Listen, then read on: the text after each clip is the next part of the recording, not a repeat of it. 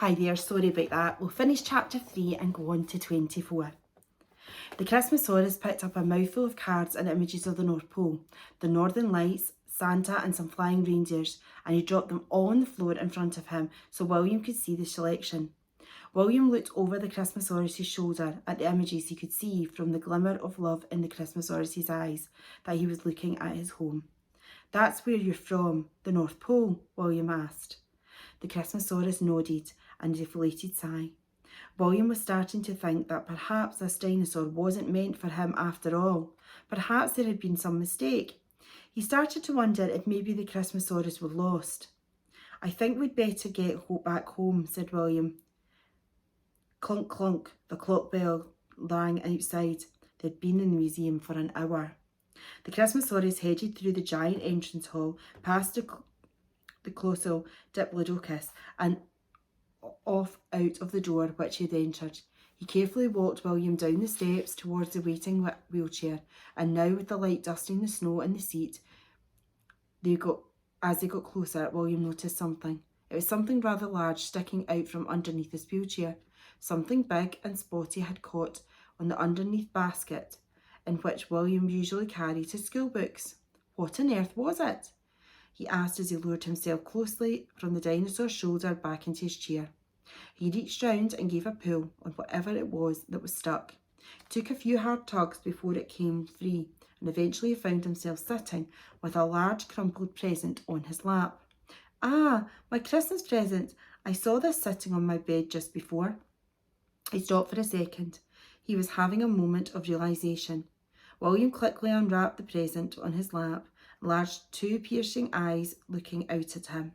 He gasped. It was the most incredible toy dinosaur he'd ever seen. William ran his fingers along the faultless red stitching and felt the smooth snowflake patterns surface on his skin. He held it in front of him, saw that it was a perfect replica of the Christmasaurus. It completely took his breath away. The Christmasaurus hopped on the spot with excitement. He nudged the toy towards William, and William understood, and stuffed dinosaur was for him. "Santa didn't bring me a real dinosaur for Christmas, did he?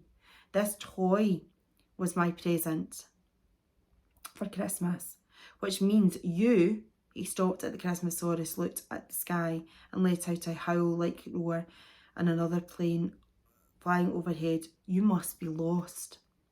Suddenly, something very strange happened.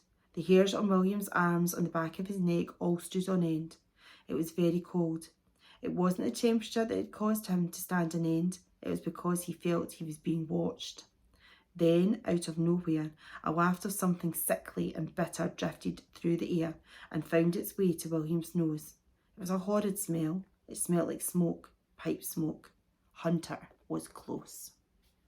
Chapter 24. Flight at the museum. Bang! A bullet suddenly whizzed past, millimetres from William and the Christmasaurus. It smashed the street light behind them, sending shards of glass showering down in the street below. "That was a warning shot," screeched a villainous voice, and somewhere at the end of the street. "Now wheel yourself away from the dinosaur, you little lump of pointlessness. Unless you want to join him on my wall. I'm sure you'd make room for a little head like yours." William had no idea what to do. His heart was doing all different sorts of cartwheels. His brain was racing at 1,000,000 miles an hour.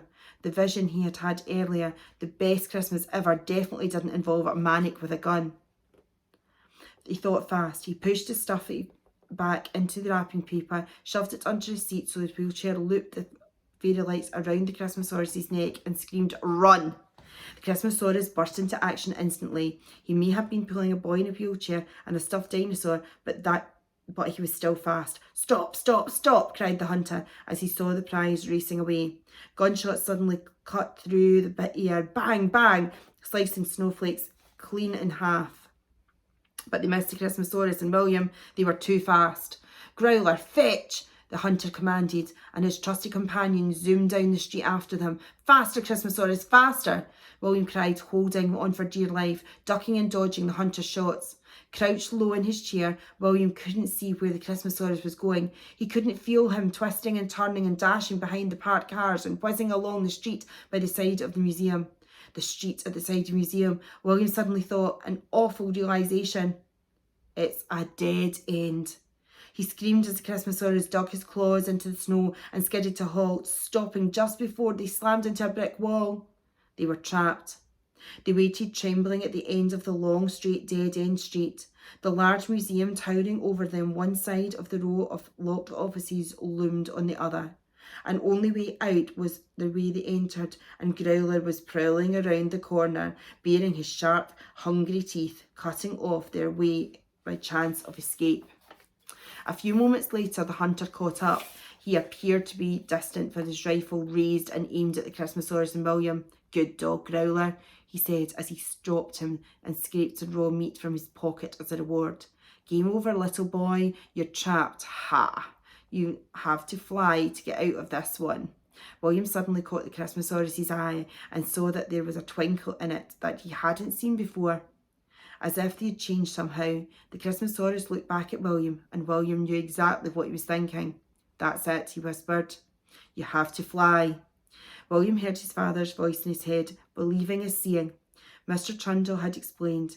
He looked at the Christmasaurus square in the eye. "I know you can do it," he said. "You never would have believed that a dinosaur existed, but you're here. I never would have believed that a real dinosaur would be my friend, but you're here. There's so many things that I never would have believed from tonight. So, seemingly impossible things that might actually be possible. You need to believe." "Well, guess what, Christmasaurus? I believe you can fly," said William completely honestly. "I believe in you." As those words left his lips, something incredible happened. All the fairy lights that were wrapped around the Christmasaurus and William's wheelchair lit up. They glowed brightly and strongly that William had ever seen. The Christmasaurus felt it too. Something had just changed in him and had wrapped the glow of hundreds of twinkly lights. He knew he could do it. He just knew he wanted to fly. He believed he could fly.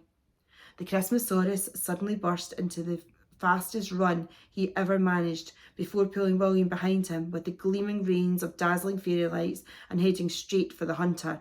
"What the devil?" spat the hunter. "Stop this instant." But they didn't stop. They kept going, faster and faster and faster.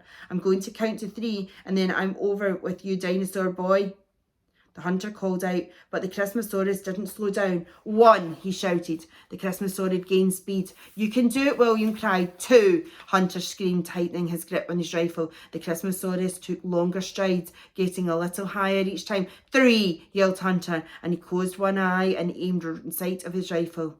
Just in time to see the Christmasaurus take one final giant almighty leap in the air. He was flying. The Christmasaurus was flying. The hunter and his dog were standing directly under the flight path of the flying dinosaur as he pulled William's chair in the air behind him. They dived for cover. William's field skimmed over the top of the peacock feathers of the hunter's hat, and the hunter dropped his rifle in shock. "A flying dinosaur!" the hunter stuttered in amazement as he watched the Christmasaurus and William soar higher into the air, whizzing along the street. "A flying dinosaur! I must have its head!" he howled as a madman into the sky. William grabbed hold of the luminous reins and steered the flying Christmasaurus up and round the grand exterior of the museum. From the air, and whole buildings looked more amazing. In fact, everything suddenly looked more amazing.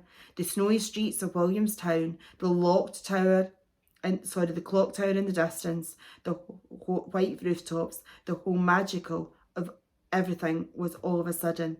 But then William realised the most magical sight of all was directly in front of him, pulling his wheelchair like a sleigh around the Christmas sky. A flying dinosaur.